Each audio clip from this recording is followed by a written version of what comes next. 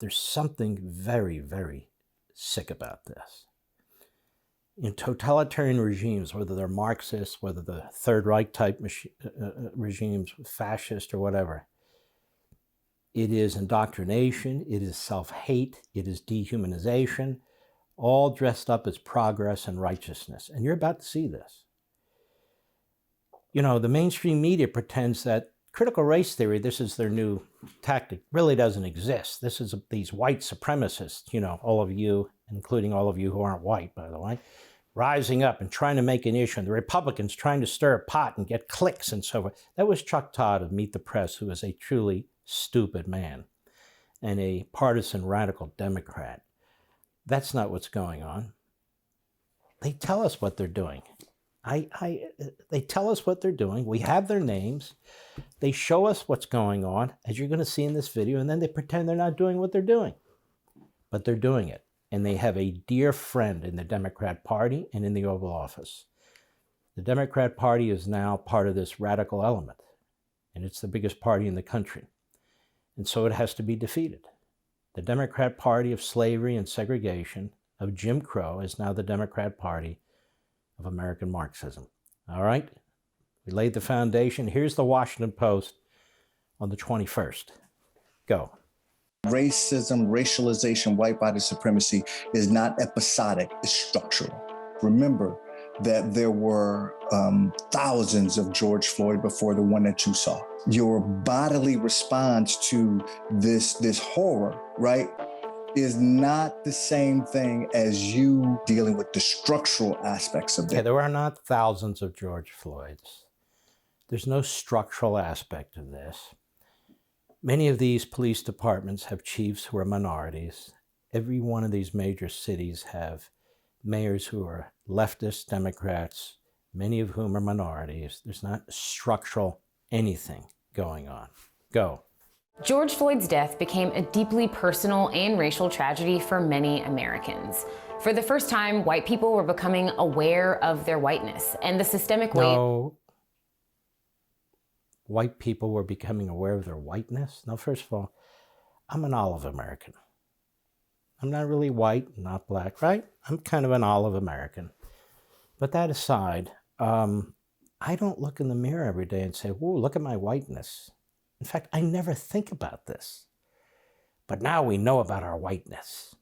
And people know about their brownness and their redness and their blackness. That's too bad, because we're all red-blooded Yanks. Go ahead.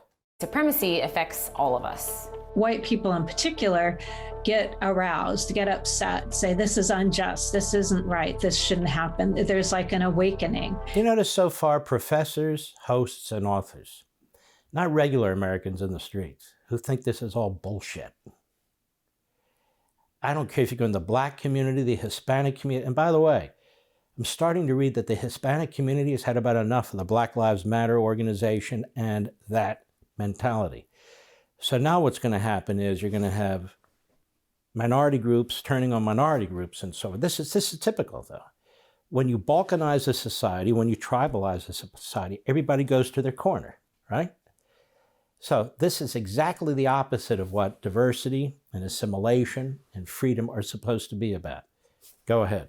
And so part of their racial identity development is seeing that awakening. What they do with it is really the next piece of it. In this episode, we're tackling white racial identity and why understanding your whiteness is integral to becoming... Okay, first of all, I thought I was told, and I read, and I write, that the Derek Bells and the Herbert Marcuses, the founders of this critical race theory, they argue that if you're white, you cannot possibly even comment on the black experience.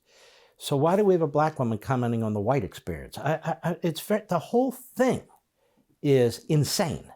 Go ahead. Self-aware as a white person. I'm Nicole Ellis, and this is the new normal. So we have the Lily and the Washington Post. I have no idea what the Lily is. Is that a company? Foundation, maybe? But the Washington Post is fronting this thing. Why is white racial identity important? So here I'm raised about be colorblind. We honor Martin Luther King for good reason. The character, content of your character, be colorblind. And one of the deep secrets about this whole movement is they hate Martin Luther King. They reject a colorblind society. They reject the civil rights movement. They reject the 64 and 65 Civil Rights Acts. They reject the Supreme Court decisions in Brown versus Board of Education and others because they're Marxists. And Marx hated socialists because he said socialists got in the way of a true revolution. And what they say about all these advances and progress in American society is this is nothing but a fig leaf to prevent a fundamental alteration of this white dominant society. So Martin Luther King doesn't even fit in. Go ahead. I am originally from a smaller town in Oklahoma. Whiteness was the default and whiteness was the comfort. Part of the structure of racism and the way that it's maintained is to keep us from recognizing that racism is a part of our daily lives. And so it's a longer... Racism isn't part of my daily life, you idiot. The hell is she talking about? Racism is a part of your daily life? Again, I don't even think about race. I've got buddies who are black. I got buddies who are Hispanic. I got buddies who are albino like that woman. I got buddies all over the place. And I have as a kid, since I was a kid. And I want to get along with everybody. And most people feel exactly the same way. The suburbs aren't as white as they used to be. The cities aren't as black as they used to be. There's much more diversity going on in this country. Interracial marriage is through the roof. And no, you don't understand. And when you look at these school board meetings, particularly parents with interracial children, they're the ones showing up most and saying, what are you doing? Because they're right. They've taught their kids, as an example, your mother's white, your dad's black. We're your parents. We love you. It doesn't matter. What they're learning in school is it does matter, and you have to pick sides. And which side are you on? Particularly if you're black. If you're white, you're over there, whether you like it or not. But if you're interracial, you got to make a decision. Are you going to be with us? Or are you going to be with them? This is what's going on in the classrooms. Go ahead. Process of looking at your understanding of yourself in the world, both historically, but also contextually, the family you live in, the community you live in, and what role whiteness plays in that. The more you kind of dive into that, the more I'm really realizing how deeply rooted racism is into like my everyday thought process. No matter how much you work at that, there's still even almost more work to be done. It can never be resolved, you see. That's the nature of Marxism too. The revolution must go on. In China, the revolution is never ending. They control the country, okay, but the Uyghurs are in the way, so they must be destroyed. Now, by the way, the Christians are in the way, so they must be destroyed. Oh, well, the Hong Kong, people in Hong Kong are in the way, and the people in Taiwan are in the way, and the people in the Philippines are in the way, and the people in America are in the way, because this is a global movement. And they see the big picture, and they play long ball. This is why they don't care about American sovereignty or care about America at all. And again, what you'll see in the book is this leaches into other areas. For instance, immigration, where we have these Chicano studies going on in a large number of our universities, particularly the Ivy League schools, in which they state that the United States really is an illegitimate country. You see, there's America. Not even North America, South America. And the indigenous peoples in America were pushed out by the European Protestant whites who came here and settled the area. So there can not be any such thing as an illegal alien, no matter where they come from, anywhere in the Americas. They are the indigenous people. Now, it's interesting, most of these Marxists don't feel that way about the Jews in the Middle East. When you talk about Judea, Samaria, Jerusalem, it's like, push them into the Mediterranean, push them into the, they're indigenous. I think they've been there, like 4,000 years? But no matter. It's Marxism. Anything to destroy the greatest country on the face of the earth. That's what's going on here. And think about what they would do. They never talk about who Marx is and the consequence of Marxism wherever it's been imposed. Marxism has never been voted into office. Ever. It's a relatively small percentage of the population that takes control of the government. and takes power and then represses forevermore because they know that people would rise up otherwise. Go. Anti-racist culture does not exist among white people. White people got to start getting together specifically around. Here we have another man who tells us that we cannot experience the experience of a black person telling us about whites. So whites cannot be anti-racist, period. How do you like being talked about like this if you're white? How do you like being treated like this? It's really quite remarkable. Here we have a country that's over 60% white based on government statistics.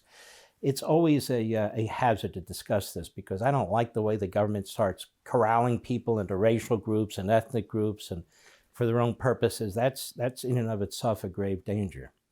But here we have a majority country that is said to be white or Caucasian or non-color or whatever you want to call it.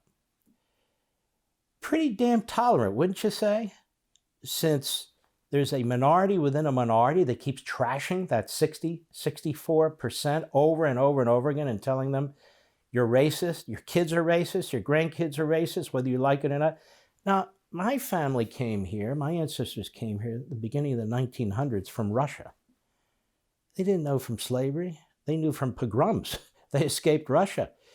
And every black person in this country is not the descendant of a slave.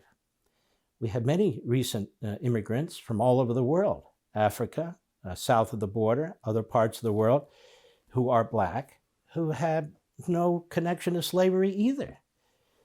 That's not a distinction that's made either. You're in this group or you're in this group. Why? Marxism. You're either the oppressor or you're the oppressed. There is no in between, and you have to pick. Go.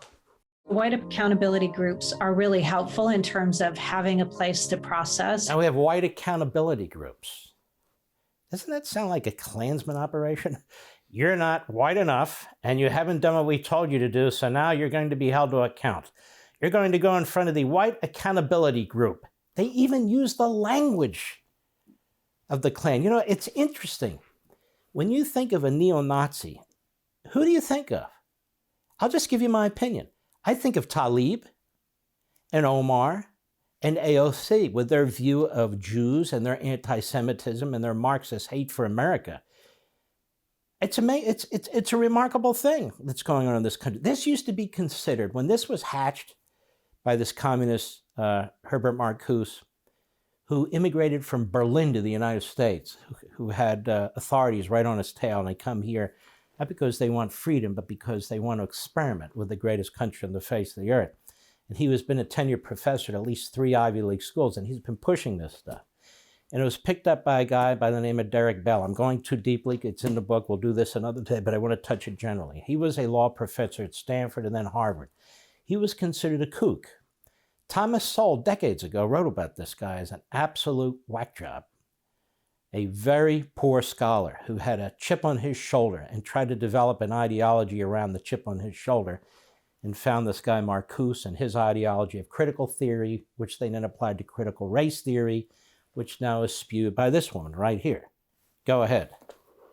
A group of people whose responsibility it is to call me on things or to challenge me. We're unpacking wrong things that we've been taught in history class. I realized that I needed to go back and unpack and reorganize everything that I had learned because it was completely through a white lens. Isn't this shocking? It's like the Stockholm syndrome. I have to unravel everything I learned because I realized it was through a white lens. And now I have to relearn everything. First of all, you should learn everything on your own. You can listen to the teacher and so forth, but there's plenty of original materials and books and scholarship out there that you can study and learn on your own. That's not what's going on here. It is indoctrination. It is indoctrination. You hear her? People think similarly when it comes to climate change. That's their new religion. I was taught about capitalism and private property rights. And then I learned the truth about how we're destroying the planet and harming other people.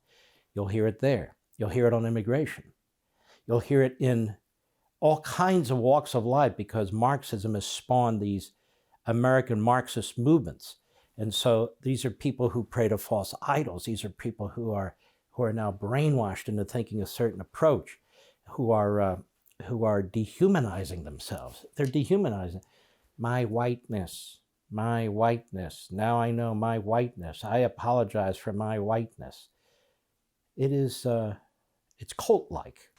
Want to see more? Sign up for Levin TV.